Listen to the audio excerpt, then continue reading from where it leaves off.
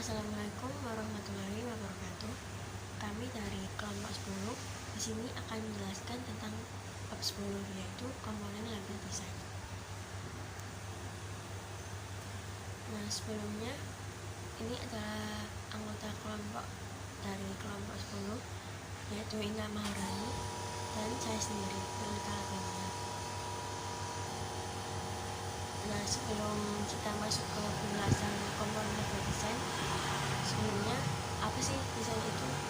Nah, desain merupakan representasi rekayasa yang punya arti dari sesuatu yang akan dibuat.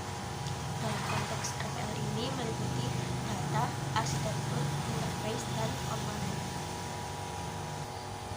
Selanjutnya yaitu pekerjaan desain, yaitu 1. Desain data yang terdiri dari struktur dan relasi. 2. Desain arsitektur, yaitu relasi elemen struktural utama perangkat lunak. 3. Desain antarmuka, pada dirinya sendiri dengan sistem lain dan user. Dan 4. Desain level komponen, yaitu menerjemahkan struktur elemen menjadi deskripsi prosedur. Nah, karena di sini kita mendapat bagian untuk menjelaskan desain level komponen, jadi langsung saja. Desain level komponen disebut juga dengan desain terlebih. Desain data, arsitektur, dan antarmuka harus diterjemahkan menjadi perangkat lunak yang bisa digunakan. Bentuknya yaitu ada 3, notasi grafis, contohnya yaitu flowchart, notasi tabular, contohnya tabel, dan program design language, contohnya yaitu pseudocode. Nah, ini adalah contoh bentuk dari notasi grafis, yaitu di sini ada flowchart. Selanjutnya ini adalah contoh dari notasi tabular, yaitu namanya ada tabel. Dan ini adalah contoh dari pseudocode. Selanjutnya yaitu tentang komponen perangkat lunak. Software komponen adalah sebuah modular building block untuk software komputer. Komponen software adalah bagian yang modular, deployable, maksudnya itu dapat dideploy, dan replaceable, dapat diganti dari suatu sistem yang mengekapsulasi, implementasi, dan mengekspos kumpulan interface. Suatu komponen berkomunikasi dan berkolaborasi dengan komponen lainnya serta entitas yang ada di luar sistem. Nah, di sini tuh ada 3 view yang berbeda dari suatu komponen, yaitu object oriented view, conventional flow, dan process relate flow. Untuk lebih jelasnya akan dijelaskan oleh teman saya. Object oriented view. Komponen dilihat sebagai suatu kumpulan dari satu atau lebih kelas yang saling berkolaborasi. Setiap kelas problem domain, contoh analisis, dan kelas infrastruktur, contoh desain, dijelaskan elaborate untuk mengidentifikasi semua atribut dan operasi yang diterapkan pada implementasinya. Hal ini juga termasuk mendefinisikan interface yang mengizinkan kelas-kelas untuk berkomunikasi dan berkolaborasi. Aktivitas elaboration ini diterapkan pada setiap komponen dan didefinisikan sebagai bagian dari desain arsitektural. Setelah selesai, langkah-langkah berikut dilakukan. 1. Memberikan penjelasan lebih jauh tentang setiap atribut, operasi, dan interface. 2. Mengspesifikasikan struktur data yang cocok untuk setiap atribut. 3. Mendesain detail algoritma yang dibutuhkan untuk mengimplementasikan processing logic yang berhubungan dengan setiap operasi. 4. Mendesain mekanisme yang dibutuhkan untuk mengimplementasi interface untuk memasukkan messaging yang terjadi. Conventional view. Komponen dilihat sebagai elemen fungsional, contoh modul, dari suatu program yang menggabungkan processing logic, struktur data internal yang dibutuhkan untuk mengimplementasikan processing logic, dan interface yang mengizinkan komponen untuk dipanggil dan dikirim data. Suatu komponen berfungsi sebagai salah satu peran berikut. 1. Kontrol komponen, yaitu mengkoordinasi panggilan semua problem domain komponen. 2. Problem domain komponen yaitu mengimplementasi fungsi lengkap atau parsial yang dibutuhkan oleh customer. 3. Infrastruktur komponen yaitu bertanggung jawab untuk fungsi yang mendukung processing yang dibutuhkan di problem domain. Konvensional software komponen diturunkan dari data flow diagram pada model analisis. 1. Setiap transform tabel atau modul yang direpresentasikan di tingkat rendah pada TFT dibedakan ke dalam hierarki. 2. Contoh komponen ditempatkan dekat di bagian atas. 3. Problem domain komponen dan infrastruktur komponen berpindah ke bawah. 4. Ketergantungan fungsional diupayakan di antara transform. Setelah hal ini selesai, beberapa langkah berikut dilakukan untuk setiap transform. 1. Definisikan interface untuk transform atau urutan, jumlah, dan tipe parameter. 2. Definisikan struktur data yang digunakan secara internal oleh transform. 3. Desain algoritma yang digunakan oleh transform atau menggunakan pendekatan stepwise refinement view. Yang ketiga, proses relate view. Fokusnya terletak pada pembuatan sistem dari komponen yang sudah ada di maintain dalam library daripada membuat setiap komponen dari awal. Setelah arsitektur software dibuat, komponen kemudian dipilih dari library dan digunakan untuk mengisi arsitektur. Karena komponen dalam library telah dibuat untuk digunakan kembali, setiap komponen mengandung deskripsi lengkap interface-nya, fungsi yang dilakukan, komunikasi, dan kolaborasi yang dibutuhkan. Selanjutnya, komponen level design principle. Open close principle. Suatu modul atau komponen harus terbuka untuk di-extend namun tertutup untuk dimodifikasi. Desainer harus mengspesifikasikan komponen dengan cara yang mengizinkannya untuk di-extend tanpa perlu mengubah kode internal atau desain pada bagian yang sudah ada di komponen. Selanjutnya, Liskov substitution principle.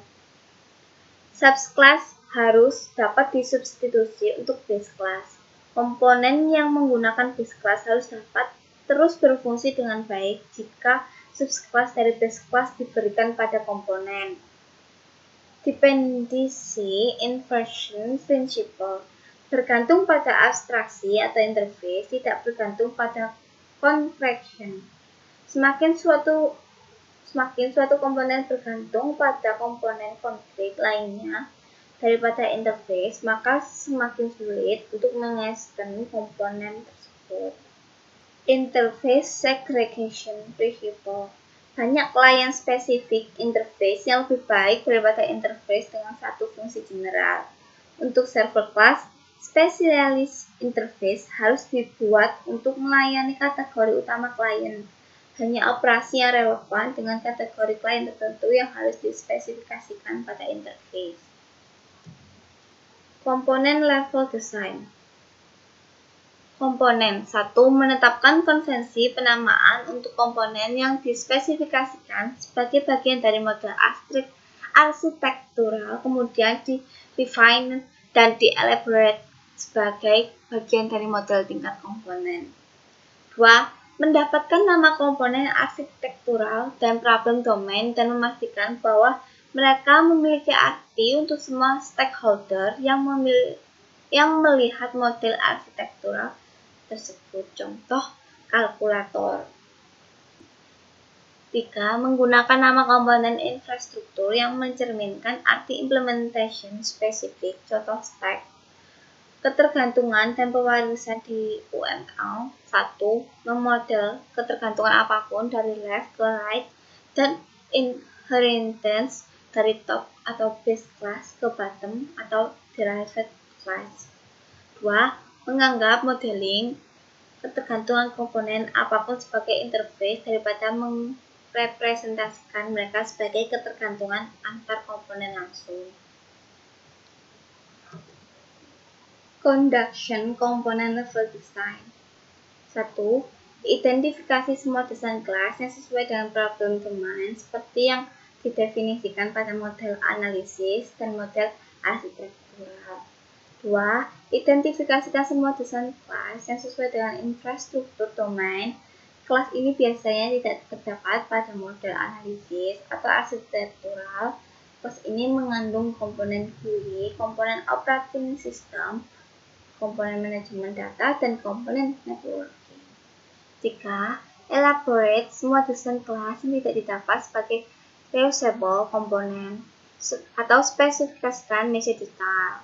Ketika kelas atau komponen berkolaborasi, identifikasikan interface yang sesuai untuk setiap komponen. Elaborated attribute dan didefinisikan tipe data, struktur data yang dibutuhkan untuk mengimplementasikan mereka.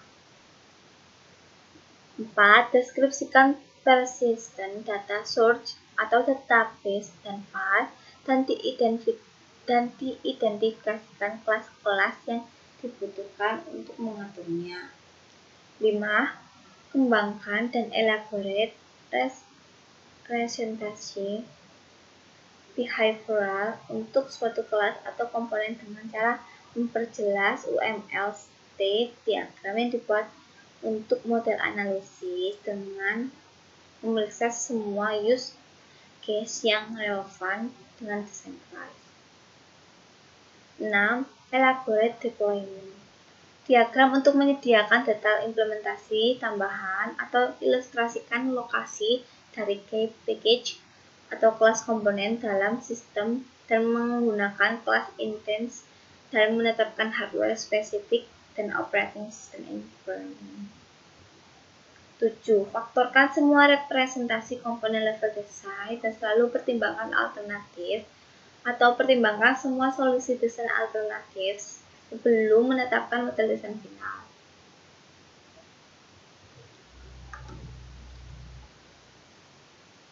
Data desain at component level. Data desain pada tingkat komponen berfokus pada representasi struktur data yang diakses secara langsung oleh satu atau lebih komponen software. Desain data dimulai pada pembuatan model analisis. Beberapa prinsip yang dipertimbangkan untuk menspesifikasikan dan mendesain struktur data adalah prinsip analisis sistematis yang diterapkan pada fungsi dan behavior yang juga harus diterapkan pada data. Representasi data flow dan konten juga harus dikembangkan dan ditinjau. Objek data harus diidentifikasi. Organisasi alternatif harus dipertimbangkan. Dan dampak data modeling pada desain software harus dievaluasi. 2. Semua struktur data dan operasi yang dilakukan pada masing-masing harus diidentifikasi. Desain struktur data yang efisien harus mempertimbangkan operasi yang dilakukan pada struktur data. 3. Data dipengaruhi harus dibuat dan digunakan untuk mendefinisikan data dan desain program. Data dictionary merepresentasikan hubungan antar objek data dan constraint atau elemen dari suatu struktur data secara eksplisit, dan seterusnya. 4. Keputusan desain data tingkat rendah atau low level data design harus ditunda sampai akhir dalam proses desain. Proses penyempurnaan bertahap dapat digunakan untuk desain data. Dan selanjutnya. 5. Representasi struktur data hanya boleh diketahui oleh modul-modul yang harus menggunakan data dalam struktur secara langsung. Konsep dari information heaping dan coupling memberikan wawasan penting tentang kualitas desain software. Prinsip ini juga menyinggung pentingnya memisahkan logical view dan physical view dari sebuah objek.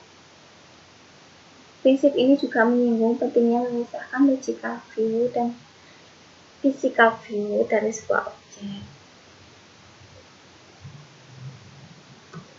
Selanjutnya, conclusion. Proses desain mencakup serangkaian aktivitas yang secara perlahan mengurangi tingkat abstraksi yang mempresentasikan software. Desain tingkat komponen menggambarkan software pada suatu tingkat abstraksi yang sangat dekat dengan kode. Pada tingkat komponen, software engineer harus mempresentasikan struktur data, interface, dan algoritma dalam detail yang cukup untuk memandu dalam pembuatan source code bahasa pemrograman. Untuk mencapai hal ini, desainer menggunakan salah satu dari sejumlah notasi desain yang mempresentasikan detail tingkat komponen dalam format berbasis grafik, tabel, atau tulisan. Pemrograman terstruktur adalah filosofi desain prosedural yang membatasi jumlah dan tipe dari logical construct yang digunakan untuk mempresentasikan detail algoritma. Tujuan dari pemrograman terstruktur adalah untuk membantu desainer dalam mendefinisikan algoritma yang tidak terlalu kompleks sehingga lebih mudah untuk dibaca, dites, dan di-maintain. Terima kasih. Sekian presentasi dari kelompok kami. Jika ada pertanyaan, bisa komen di YouTube atau di Classroom. Terima kasih.